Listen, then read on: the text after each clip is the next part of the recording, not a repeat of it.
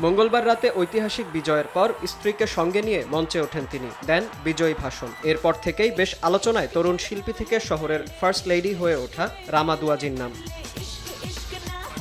Zohran Mamdani mayor নির্বাচিত হওয়ার পর নিউ ইয়র্ক সিটির পরবর্তী ফার্স্ট লেডি হতে যাচ্ছেন রামা দুয়াজি। ২৮ বছর বয়সী রামা একজন সিরিয়ান শিল্পী ও চিত্র অ্যানিমেটর। তার কাজ দেখা গেছে দ্য ওয়াশিংটন পোস্ট এবং ভোগের মতো আন্তর্জাতিক প্রকাশনায়ও। রামা নিজেকে একজন ডিজিটাল শিল্পী হিসেবে গড়ে তুলেছেন। এক সাক্ষাৎকারে তিনি বলেন, অনুভবের জায়গা থেকেই কাজ করেন তিনি। তার শিল্পের মাধ্যমে যে কমিউনিটি গড়ে উঠেছে তা থেকেই কাজের অনুপ্রেরণা পান বলে জানান রামা।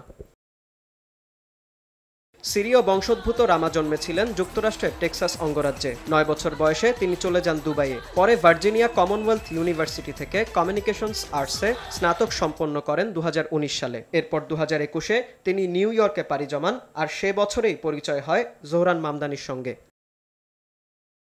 ২০২৪ সালে নিউ ইয়র্কের স্কুল অফ ভিজুয়াল আর্টস থেকে masters of fine arts degree অর্জন করেন রামা। একই বছর মামদানি সোশ্যাল মিডিয়ায় তাদের এঙ্গেজমেন্টের খবর প্রকাশ করেন। পরের বছর ফেব্রুয়ারিতে ম্যানহাটন ম্যারেজ ব্যুরোতে তাদের বিয়ে সম্পন্ন হয়। জুলাইয়ে মামদানির জন্মভূমি উগান্ডায় আয়োজন করা হয় একটি ব্যক্তিগত উদযাপনও।